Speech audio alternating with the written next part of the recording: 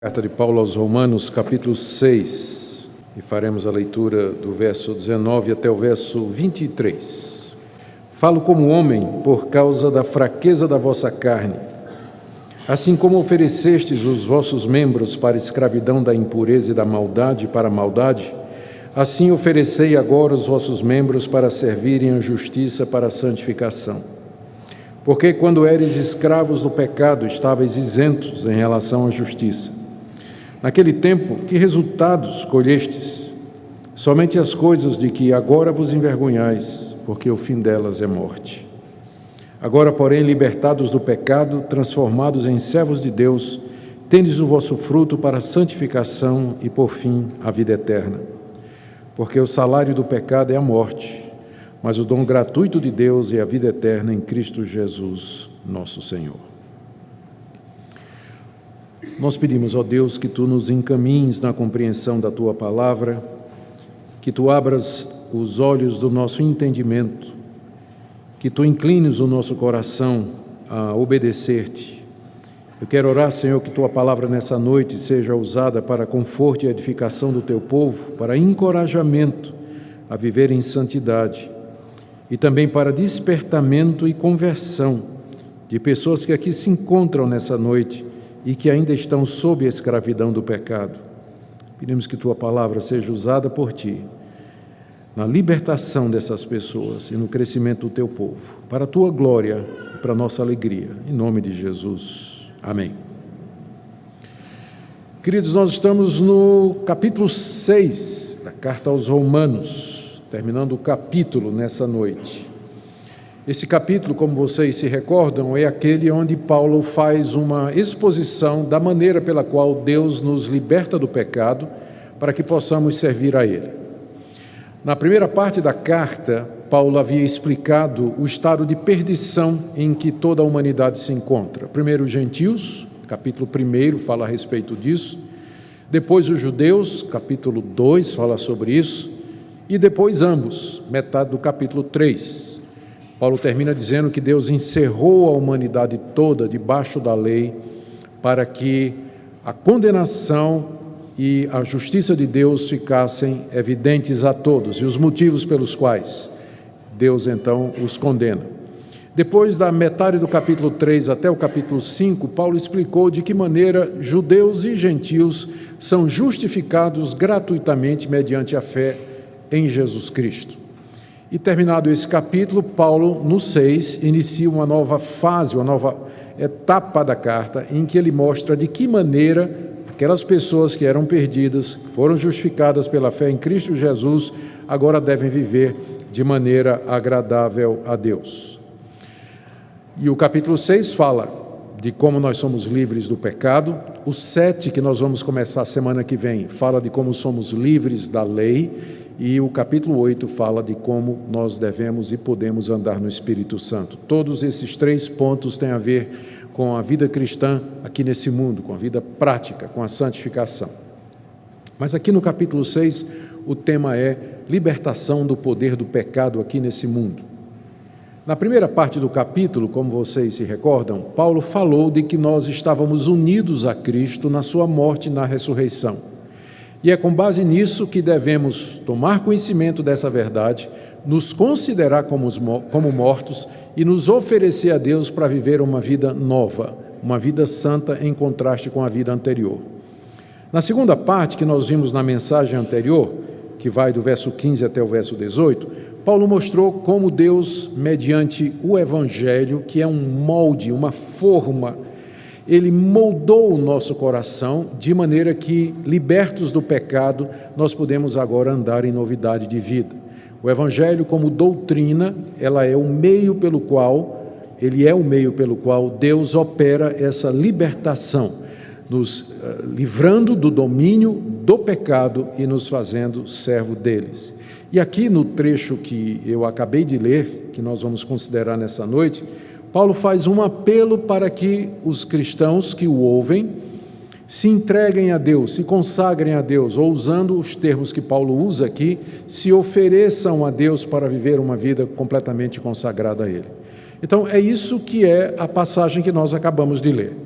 Paulo está exortando, orientando os seus leitores a se oferecer a Deus como resultado daquilo que Deus já fez em suas vidas. Eu queria então, nessa noite, considerar com vocês, em primeiro lugar, o que é que Paulo quer dizer com oferecer-se a Deus, que é o moto, né? É o mote aqui da passagem.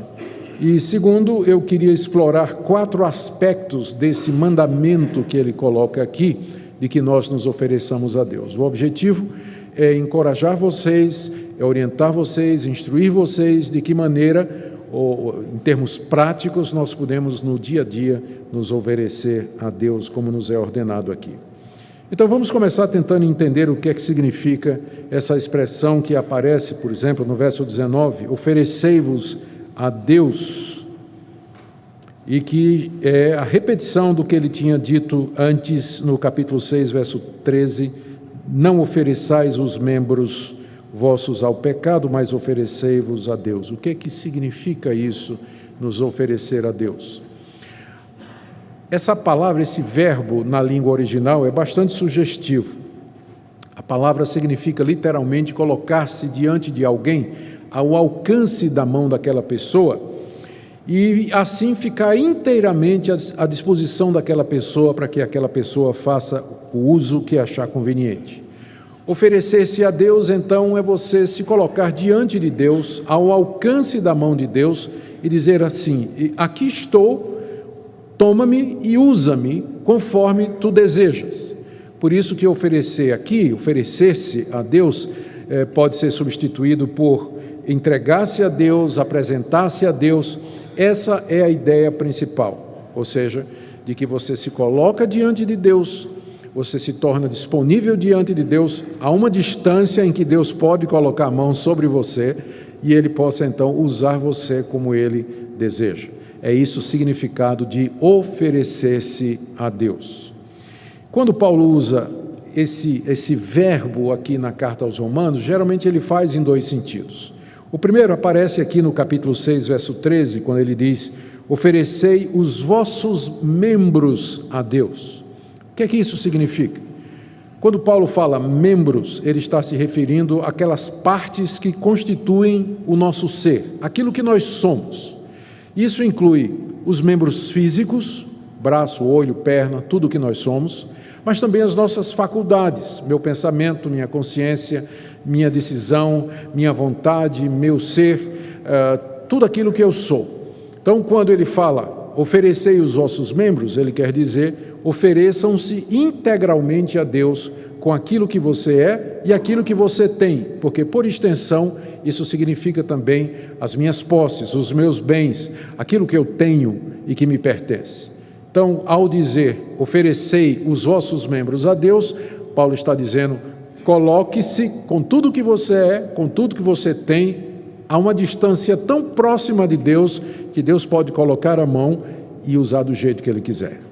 É isso que significa. Mas Paulo também usa no outro sentido, que aparece no famoso versículo muito conhecido, que nós vamos encontrar mais adiante, que é do capítulo 12, verso 1, quando ele diz que nós não devemos nos conformar com este século, mas devemos nos transformar pela renovação da nossa mente e oferecer a Deus o nosso corpo em culto racional, que significa um culto espiritual. Então, aqui já o sentido é outro. A ideia, na primeira ocorrência, é de serviço. Eu e tudo que sou me coloco diante de Deus, me apresento a Ele, me entrego a Ele para que Ele me use para a sua glória e para o seu serviço. Aqui nesse outro sentido, em Romanos 12, eu me coloco diante de Deus para adorá-lo, para prestar-lhe o culto do qual Ele é digno. Em ambos os sentidos, a ideia é de inteira consagração, oferta de nós mesmos, uma dedicação do que somos e o que temos a Deus para vivermos aqui nesse mundo. É isso que significa oferecei-vos a Deus. E essa é a ordem que Deus nos dá. Esse é o mandamento que Deus dá a cada um de nós. Esse é o mandamento que Ele me dá, esse é o mandamento que Ele dá a você. E a grande pergunta é, como é que nós fazemos isso? E aqui, então, nós temos 4 orientações do apóstolo Paulo para nos ajudar a obedecer a esse mandamento da parte de Deus. E eu quero ver todos os 4 com vocês nessa noite. primeiro deles está no verso 19, e pode ser resumido da seguinte maneira: ofereça-se a Deus da mesma forma como antes você se oferecia ao pecado. Está no verso 19. Falo como homem por causa da fraqueza da vossa carne. Assim como, isso aqui introduz a comparação, não é? Assim como, já introduz a comparação. Assim como oferecestes os vossos membros para a escravidão da impureza e da maldade para a maldade, assim oferecei agora, esse é o outro termo da comparação, os vossos membros para servirem à justiça para santificação. Ou seja, da mesma forma que nós antes servíamos ao pecado e nos entregávamos ao pecado, agora nós temos que, com a mesma intensidade ou maior, nos oferecer a Deus para servir a Deus. Paulo então faz um contraste, uma comparação, uma analogia entre a maneira como vivíamos antes de conhecer a Cristo, vivendo completamente de maneira dedicada para o pecado, e a nova vida que Deus nos dá em Cristo Jesus, na qual nós devemos viver inteiramente dedicados a Ele. Ele pede desculpas, né, por usar essa analogia. Ele vê que ele começa o verso 19, né, se justificando, né, pedindo desculpas. Né? Eu falo como homem por causa da fraqueza da vossa carne. Aqui é uma expressão que significa simplesmente o seguinte: eu vou usar uma figura da linguagem do dia a dia, ou vou usar um argumento que é fácil de entender, embora possa parecer um pouco vulgar. Vocês me desculpem, não é? Mas é porque eu sei que vocês têm limitações. Isso é Paulo falando, né? Então eu vou usar uma comparação que é útil para vocês entenderem o que eu quero dizer com oferecei-vos, embora ela tenha as suas limitações. E a analogia é exatamente essa: você deve se oferecer a Deus agora, como antes você se oferecia ao pecado. Antigamente, Paulo diz aqui, vocês ofereciam os seus membros, o que eu sou e o que tenho, para a escravidão da impureza e para a maldade. Ele aqui está descrevendo a vida das pessoas sem Deus, como era antes de conhecerem a Jesus Cristo. Essas pessoas viviam para satisfazer os desejos do pecado, para satisfazer as suas paixões, a lascívia, a cobiça, a impureza, os desejos carnais, e as pessoas se entregavam livremente a isso, a esse desejo, a essas paixões. Era assim que era a vida antiga. Eu vivi essa vida, me converti aos 22 anos de idade. Aos 16 eu já tinha saído da igreja, fui criado na igreja. Aos 16 joguei tudo para trás e fui para o mundo.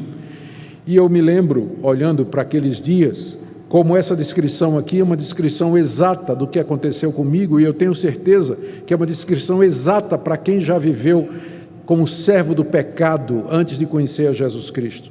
A maneira como me entregava com avidez e com desejo e sem a menor culpa, sem a menor vergonha a fazer coisas reprováveis. Era assim que eu vivia, e é assim que Paulo descreve, é assim que é a vida da pessoa sem Deus. Antigamente, se entregava, se oferecia ao pecado como escravo para cumprir a vontade do pecado, praticando a maldade e a impureza. E agora, vem a comparação, você deve se oferecer a Deus com a mesma intensidade. Agora que você está livre, agora que você foi liberto da escravidão do pecado, e em contraste com o que era antes, diariamente se coloque voluntariamente diante de Deus, ao alcance de suas mãos, e diga: usa-me. Apresente os seus membros a Deus como instrumentos não mais da imundícia, da maldade, da impureza e da imoralidade, mas como instrumentos da justiça de Deus. Isso antes não era possível. Verso 20: porque quando éreis escravos do pecado, estáveis isentos em relação à justiça. Essa frase de Paulo quer dizer o seguinte: antigamente vocês eram escravos do pecado, e como escravos do pecado vocês não podiam ser escravos de Deus. O sistema de escravidão era de submissão exclusiva. É diferente do nosso sistema de trabalho hoje. Eu posso ter um emprego de manhã, posso ter outro patrão à tarde no outro emprego, e posso ter uma terceira atividade à noite. Mas o escravo, ele servia integralmente ao seu patrão. Antes eu era escravo do pecado e eu não tinha tempo para Deus, eu não tinha como servir a Deus. Paulo usa uma expressão aqui: quando vocês eram escravos do pecado, vocês estavam isentos em relação à justiça ou em relação a Deus. Isento aqui quer dizer livre. Livre no sentido de que você não tinha nenhuma obrigação com Deus. Ou você sentia que não tinha nenhuma obrigação com Deus, ou você não queria nenhuma obrigação com a justiça de Deus e com as coisas de Deus. Ou seja, Paulo está dizendo que tem apenas duas opções: ou você vive uma vida dedicada ao pecado, como escravo do pecado, ou você vive uma vida de dedicação a Deus. Não tem nenhuma área no meio que seja uma área cinzenta em que você atua como se fosse livre, porque há pessoas que pensam assim, que elas têm liberdade, que elas vivem de maneira autônoma e que elas escolhem quando elas vão servir a Deus e que elas escolhem quando vão servir ao pecado. Esse não é o pensamento bíblico. Essa não é a perspectiva que a Bíblia dá a nosso respeito. A Bíblia fala de nós ou como escravos do pecado, servindo integralmente ao pecado, ou como servos de Deus, sem ter tempo para viver a vida no pecado. E esse então é o primeiro argumento do apóstolo Paulo aqui. Vocês devem se oferecer a Deus com a mesma intensidade, dedicação, alegria, vontade e disposição com que antes vocês serviam ao pecado. É assim que vocês devem fazer. É uma comparação para a qual ele pede desculpas, não é? Porque parece meio que vulgar ou simplório, mas ela nos ajuda a entender, ela dá um referencial. Da maneira como você gostava de sair, de fazer o que não presta, de ver as coisas que não devia ver, que você gostava de ficar falando mal da vida dos outros, que você gostava da violência, da agressividade, da mesma forma que você se deleitava naquela vida antiga, agora você deve fazer isso com relação a Deus e as coisas de Deus. Que seja Deus a sua alegria, que seja Deus o seu prazer, que seja Ele a fonte de satisfação e contentamento na sua vida, assim como antes, agora também. Assim como você fazia antes, agora você vai fazer. Então esse é o primeiro argumento aqui, é o primeiro aspecto de como devemos nos oferecer a Deus. É da mesma forma que antes você se oferecia ao pecado. Aqui vem o segundo ponto, ou o segundo aspecto desse oferecimento, que está no verso 21, e pode ser resumido da seguinte maneira: ofereça-se a Deus pensando nos resultados que vocês tiveram na sua vida antiga. Veja o que diz o verso 21. Naquele tempo, pergunta o apóstolo Paulo, que resultados colhestes? Somente as coisas de que agora vos envergonhais, porque o fim delas é a morte. Paulo aqui, ele leva os seus ouvintes a refletir sobre a vida antiga com uma pergunta. Naquele tempo que vocês viviam sem Cristo, vocês gentios e vocês judeus, naquela época, antes de conhecer o Evangelho, que resultados vocês escolheram da vida que vocês tinham?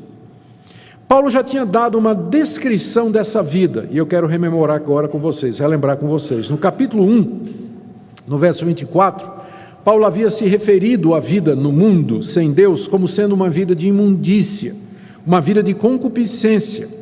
No capítulo 1, verso 26, Paulo fala de paixões infames, de relações sexuais contrárias à natureza.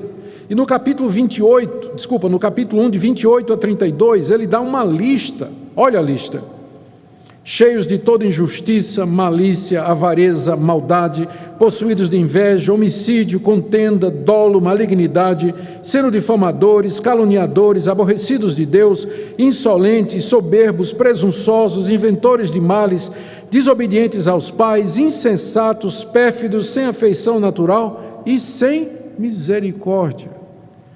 É assim que era a vida antiga. Era disso que ela era constituída. Paulo pergunta: qual foi o fruto disso? O que é que vocês obtiveram como resultado de ter vivido uma vida assim? Quando a gente vivia daquela maneira, a gente não tinha consciência do que estava fazendo. Veja como Paulo aqui descreve o sentimento das pessoas quando elas vivem assim. Agora você vai comigo para Efésios 4, por favor, do verso 17 até o verso 19. Paulo está descrevendo essa vida debaixo do pecado, debaixo da lei, nas trevas, sem Deus. Olha o que ele diz: isso, portanto, digo, e no Senhor testifico, que não mais andeis como também andam os gentios, na vaidade dos seus próprios pensamentos, obscurecidos de entendimento, alheios à vida de Deus por causa da ignorância em que vivem, pela dureza do seu coração, os quais, tendo se tornado insensíveis, se entregaram à dissolução para com avidez cometerem toda sorte de impureza.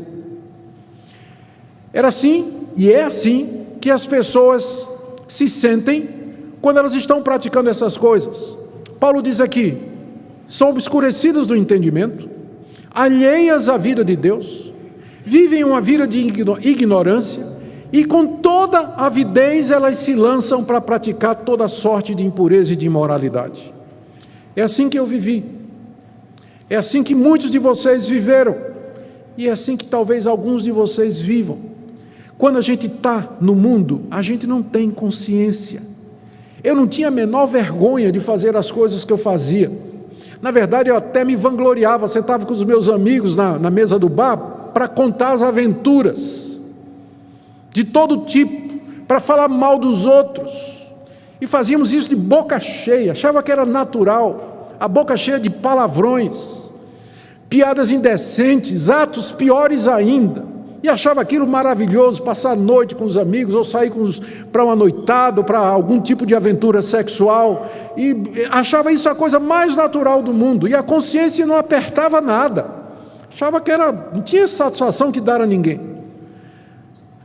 Eu era a ovelha negra da família, toda a minha família estava na igreja, meus irmãos estavam na igreja, minhas irmãs estavam na igreja, e eu era desviado da família.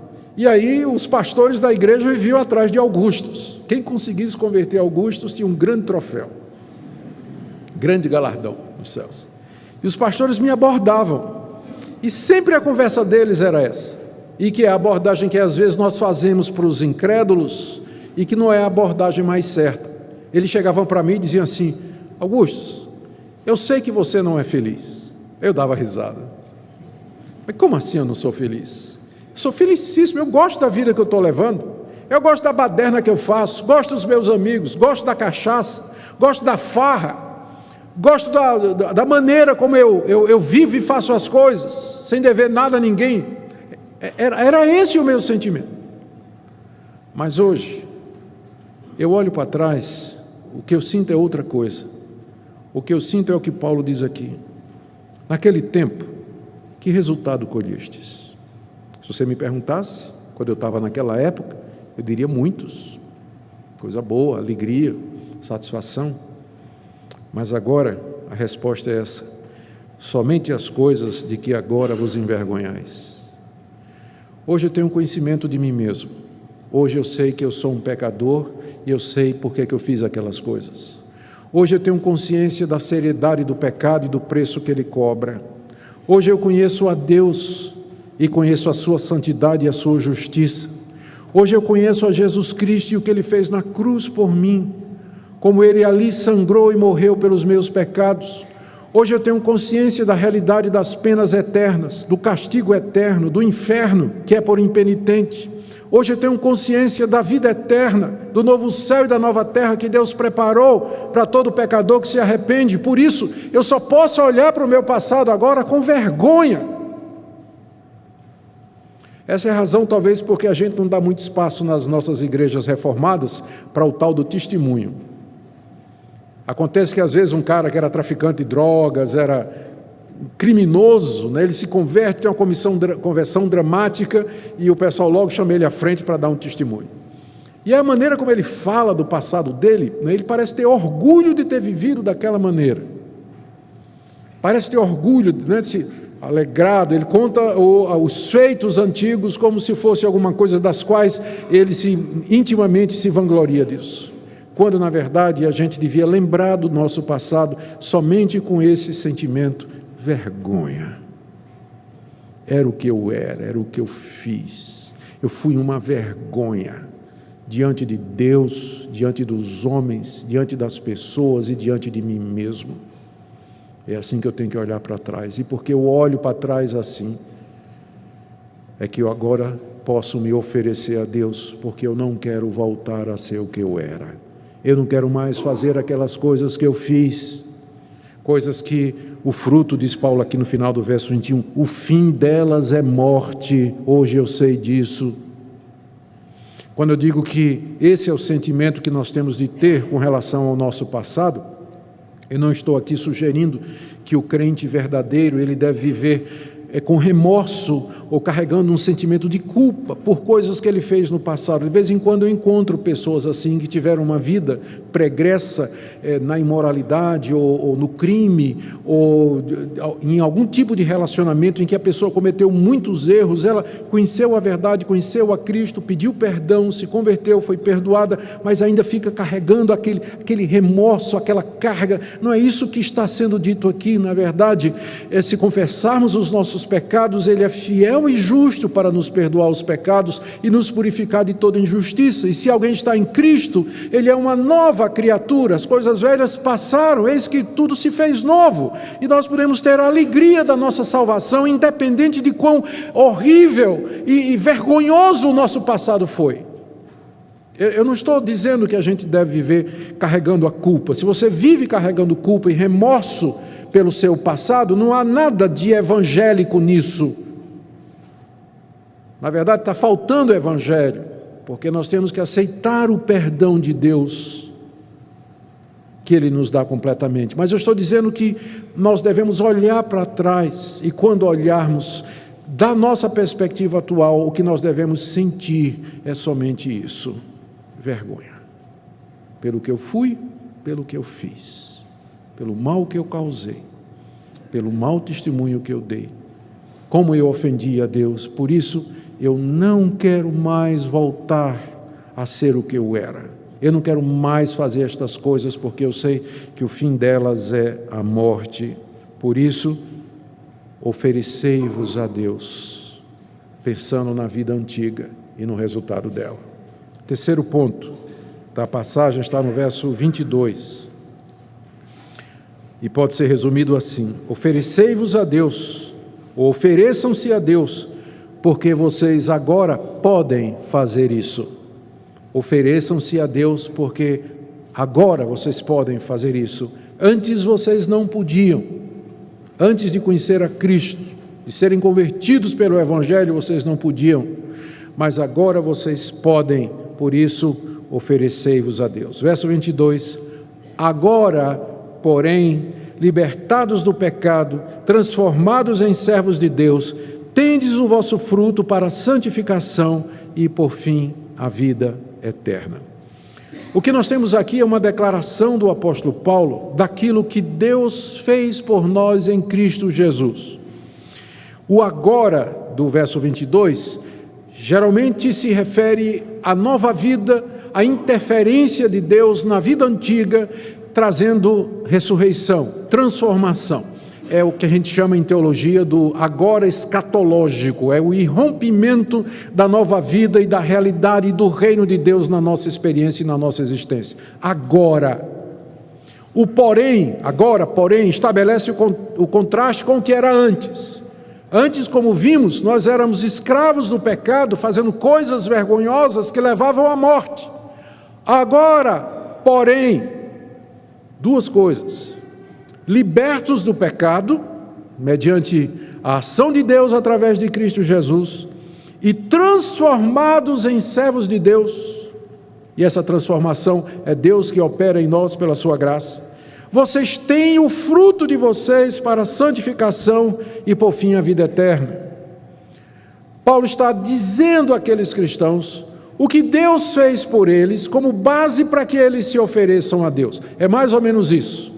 Agora, porém, em contraste ao que vocês eram, vocês estão libertos do pecado, vocês foram feitos servos de Deus, e o fruto disso é a santificação e a vida eterna. Portanto, ofereçam-se a Deus. Isso é muito comum no Novo Testamento.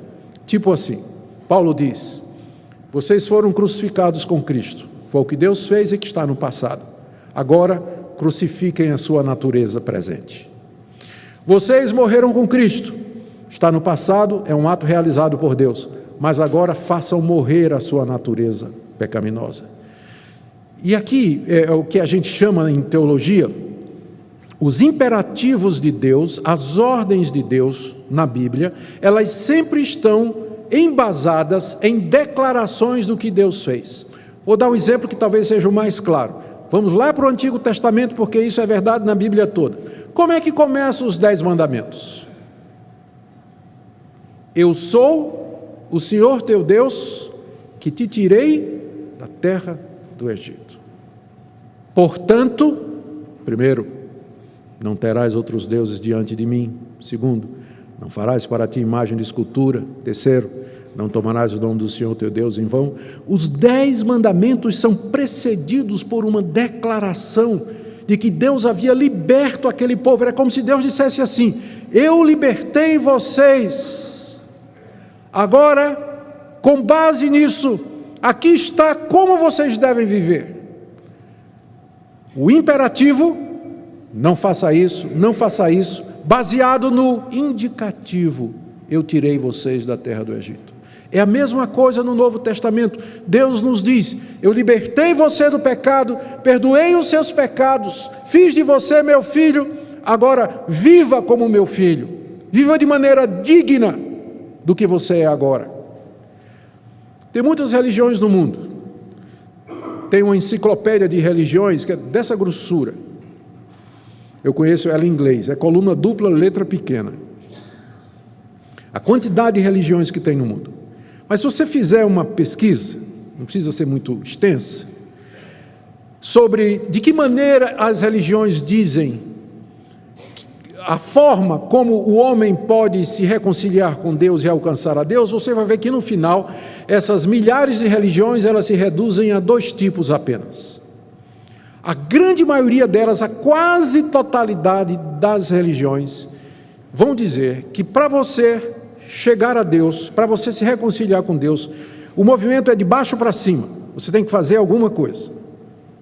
E quando você chegar no fim, Deus vai fazer uma avaliação, vai pesar a balança, as suas obras, os seus pecados, seus acertos e seus erros, e Ele vai lhe dar a vida eterna ou a condenação. Se você tiver sorte, a vida eterna. Então, em todas as grandes religiões, é assim. A única exceção é o cristianismo histórico e bíblico que eu estou pregando a vocês, e que está dentro da nossa tradição histórica, que vem desde a época dos apóstolos, da época de Jesus Cristo. Nessa religião, eu vou chamar de religião, não no sentido pejorativo e negativo que tem hoje, o movimento não é de baixo para cima, mas de cima para baixo. Deus é que vem ao encontro da pessoa. Deus vem ao encontro da pessoa, Deus salva essa pessoa primeiro e em seguida diz: faça isso. Nas outras religiões é assim: se você fizer isso, você vai se tornar filho de Deus. No cristianismo é assim: você foi feito filho de Deus, agora faça isso. É o que nós encontramos aqui no verso 22. Agora, libertados do pecado, transformados em servos de Deus, tendes o vosso fruto para a santificação e por fim a vida eterna. Por isso, se ofereçam a Deus, porque vocês podem, vocês já foram libertos, o empecilho foi tirado, a dificuldade foi removida, as amarras foram cortadas. Vocês agora podem se oferecer a Deus. Antes não podiam porque eram escravos do pecado, mas agora vocês podem se oferecer a Deus pelo que Ele fez por vocês. Agora o último ponto. Está aí no verso 23. Estamos vendo os 4 aspectos da ordem oferecei-vos. Aqui esse último é assim. Paulo está dizendo: ofereçam-se a Deus pensando no resultado final. Verso 23. Porque o salário do pecado é a morte, mas o dom gratuito de Deus é a vida eterna em Cristo Jesus, nosso Senhor. Aqui nesse verso, nota que ele começa com o porquê, que introduz uma cláusula subordinada, explicativa. Paulo está dando a explicação de alguma coisa que ele disse antes. O que é que ele disse no verso 22? Ele disse no verso 22 que agora nós temos o fruto para a santificação e, por fim, a vida eterna. E agora ele explica por quê. Por quê? Porque o salário, embora o salário do pecado seja a morte, porém, o dom gratuito de Deus é a vida eterna em Cristo Jesus, nosso Senhor. E nessa explicação, Paulo faz um contraste entre, vou usar o termo recompensa por falta de alguma coisa melhor. Ele faz um contraste entre a recompensa que tanto o pecado quanto Deus darão àqueles que os servem. Aqui a figura é de dois patrões, dois senhores que têm escravos sob o seu comando. O primeiro senhor e patrão é o pecado. E Paulo diz aqui que o salário que ele paga aos seus servos é a morte. Cada palavra aqui dessa frase tem um significado, mas eu vou me concentrar aqui apenas em algumas. Primeiro, na palavra salário. O salário do pecado é a morte. O pecado paga uma remuneração como recompensa do esforço e trabalho dos seus escravos. Ou seja, significa que a punição pelo pecado, que é a morte, é justa. Você fez por merecer. Então eu posso lhe dizer com toda tranquilidade, o seu castigo é merecido, pode ficar tranquilo, ele já está reservado. Você fez por merecer. O salário, ou seja, a recompensa, o pagamento, os vencimentos que o patrão, pecado, dá àqueles que o servem é a morte. Então você fez por merecer, Da mesma forma que você trabalha os 30 dias e no fim do mês, você está esperando receber seu contra-cheque ou depósito na sua conta, porque você afinal trabalhou, você merece e vai chegar lá, pode ficar tranquilo que é do mesmo jeito. Você serviu o pecado, é servo do pecado, seu contra-cheque vai chegar. Certinho, não falhará. O pecado paga a remuneração, mas em dia. Não falha não tem nenhum servo do pecado a quem ele deixou de pagar. Todos eles receberam a morte como recompensa. O salário do pecado é a morte. E morte aqui, ela é a morte espiritual nesse mundo. Pecadores estão mortos espiritualmente diante de Deus. Eles podem até ser religiosos, acreditar em alguma divindade, prestar culto a algum Deus ou fazer orações a um Deus que ele inventou, alguma coisa, mas ele não conhece o Deus vivo, por isso ele está morto. Ele está morto para Deus. Depois da morte espiritual vem a morte física. E depois da morte física vem aquilo que a Bíblia chama da segunda morte, que é uma referência ao inferno, ao sofrimento eterno, sem pausa. É isso que o pecado vai dar como salário aos seus servos. Mas, metade do verso 23, eu amo esses mas do apóstolo Paulo, sinalizam as intervenções de Deus.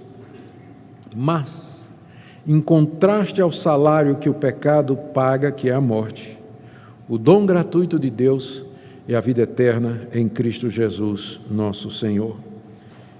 Paulo intencionalmente não disse, mas o salário de Deus é a vida eterna. Ele disse, o salário do pecado é a morte. Ele poderia ter dito, mas o salário de Deus é a vida eterna. Ou seja, o salário que Deus paga aos seus servos é a vida eterna. Vocês sabem por que ele não usou a palavra salário? Porque salário, como eu disse, é alguma coisa que você mereceu. É alguma coisa que você tem direito, aqui você faz jus. A vida eterna, você não merece a vida eterna. Você não faz jus à vida eterna. Você não tem direito à vida eterna. Porque você é um pecador. Você é um pecador, como eu sou. Nós não temos direito a nada a não ser o salário do pecado, que é a morte. Por isso, a vida eterna é um dom, é um presente, é algo gratuito que Deus dá sem merecimento. Ele dá a pessoas que não fizeram jus a isso, pessoas que são indignas da vida eterna. Deus, na sua misericórdia, concede livremente a pecadores como vocês e eu a vida eterna como um dom. O dom gratuito de Deus é a vida eterna, não somente viver depois da morte eternamente na presença de Deus, como desfrutar do novo céu e da nova terra que Deus está preparando, um mundo vindouro que se aproxima, felicidade eterna, livres para sempre do pecado, da morte, de todas as suas consequências. Isso é um dom gratuito de Deus, que é recebido pela fé e não por obras, não por mérito, mediante Jesus Cristo, acrescenta Paulo no final do versículo. O salário do pecado é a morte, mas o dom gratuito de Deus é a vida eterna em Cristo Jesus, nosso Senhor. Pensando nisso, no que cada um deles vai pagar, ofereçam-se a Deus, porque Ele concede gratuitamente aos seus a vida eterna, mediante Jesus Cristo. Eu quero fazer algumas aplicações para terminar. A primeira delas, queridos, reflitamos sobre como era a nossa vida antes de conhecer o Evangelho. Lembre dos resultados da sua vida pregressa. Lembre de uma perspectiva bíblica. Não lembre pensando no prazer, na alegria, no gozo que você tinha naquela época, que você tinha como pecador que não conhecia a verdade. Mas reflita do ponto de vista de Deus, a vergonha diante de Deus e diante dos outros, e diante de si mesmo que tudo aquilo representou. Sinta vergonha disso, e por isso agradeça a Deus que Ele libertou você do pecado e o transformou em servo do Altíssimo. E resolva que você nunca mais vai andar como você andou antes. Se você foi liberto do pecado e feito servo de Deus, e você anda naquelas coisas que agora você sabe, é uma vergonha, tem alguma coisa errada. Porque o que você devia sentir era vergonha, e não prazer em andar nos caminhos antigos. Se você nasceu num lar cristão e nunca se afastou do Evangelho e da igreja, medite na misericórdia de Deus em preservar você. De vez em quando eu encontro um adolescente, que nasceu na igreja, cresceu na igreja, foi para a escola dominical, foi batizado na infância, foi criado pelos pais, tem um excelente testemunho dos pais em casa, sempre a vida dele foi igreja, escola, amiguinhos da igreja e tudo mais, e às vezes ele fica olhando para aqueles outros jovens que foram para o mundo e se converteram depois, tiveram a experiência no mundo e depois se converteram, e dizem assim, quem sabe, puxa vida, a minha vida é tão monótona, eu não sei nem o que é isso, como será o mundo? Como será viver no mundo? Será que se eu fosse para o mundo, tivesse uma experiência no pecado e depois me convertesse, eu não seria um crente melhor? Eu vou lhe dar a resposta agora, não. Não. Você não sabe a graça e o privilégio que Deus tem lhe dado de você crescer e permanecer no Evangelho. Porque o pecado deixa marcas. Eu tenho gravado na minha cabeça até o dia de hoje as imagens do meu primeiro filme pornográfico, quando eu tinha 16 anos. Aqui. Já me esqueci de muita coisa, não sei nem direito, às vezes nem me lembro do aniversário dos meus filhos. Mas o pecado, ele grava com ferro em brasa o coração, a alma da pessoa, a sua memória, cria cicatrizes. Deus nos perdoa, Deus nos liberta, mas as cicatrizes estão ali, e a luta de santificação de alguém que viveu no mundo é muito mais difícil do que daquele jovem que cresceu na igreja, e pela graça de Deus nunca se desviou. Então essa ideia, vamos experimentar um mundo que talvez se eu tenho uma conversão dramática assim, vai ser melhor, é coisa do diabo. Eu sei exatamente o dia da minha conversão, eu sei o dia e a hora em que Deus mudou meu coração. Está aqui diante de mim, no quarto da minha mãe, uma noite de setembro de 1977, quando eu clamei a Deus, e Ele me ouviu. Caiu um fardo de 200 quilos das minhas costas, os meus olhos se abriram, me vi na presença de Deus. Você diz, que coisa maravilhosa, pastor, eu queria ter uma conversão dessa. Não, você não quer. Eu prefiro a Minca. A Minca nasceu num lar cristão, ela não lembra quando ela se converteu, mas é muito mais crente do que eu. Eu acho que ela já nasceu crente. Ela não sabe o dia da conversão dela. Nem o pai dela, reverendo Francisco Leonardo. Então não caia nessa. Estou vendo jovens aqui, adolescentes da nossa igreja, crianças, não pensem nisso, que indo lá, pulando a cerca, você vai voltar com mais experiência, você vai trazer cicatriz, desgraça, horror e vergonha para a sua vida. É isso que vai acontecer. Dê graças a Deus que você pode continuar firme no Evangelho, como Timóteo. Como Timóteo. Terceira coisa, use os meios que Deus lhe oferece, para que você não viva mais como escravo do pecado. Tire tempo para diariamente estudar a palavra de Deus. Esse é o principal meio que Ele deixou junto com a palavra, com a oração. Medite na palavra dEle. Gaste tempo para refletir sobre ela. Ore sem cessar. Tire tempo para orar. Participe das reuniões da igreja, dos cultos, dos grupos de estudo bíblico. Use os meios que Deus deixou para que você se ofereça a Ele diariamente. E ofereça tudo o que você é e tudo que você tem para servir a Deus. Tem pessoas que precisam conhecer a Deus. Tem pessoas que precisam de ajuda.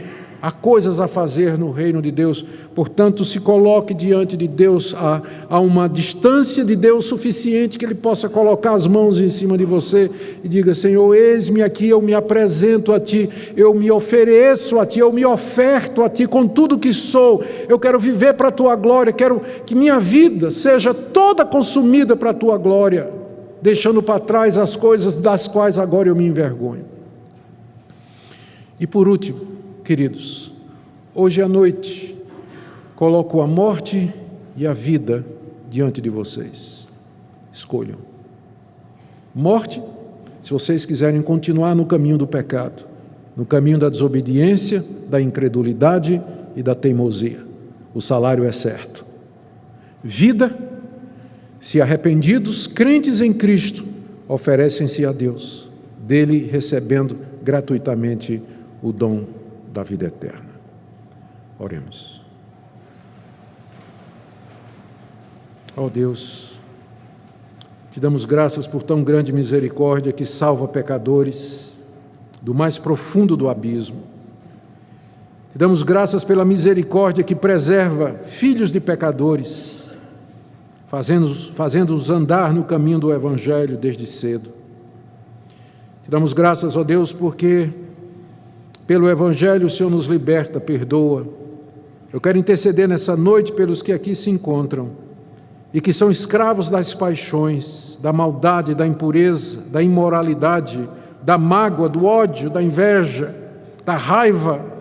Ó Deus, quebranta essa escravidão, liberta esses queridos pelo poder do Evangelho de Cristo. Se há filhos ou filhas tuas essa noite aqui, que fazem coisas que envergonham, tanto é que fazem em oculto, nós pedimos que Tu tenhas misericórdia, que Tu tragas libertação.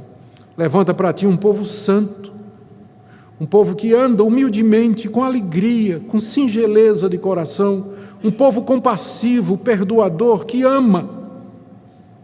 Pedimos ao Senhor que Tua palavra opere todas estas coisas, porque sabemos que somente ela, pelo Espírito, é que pode realizar efetivamente estes milagres que nós Te pedimos.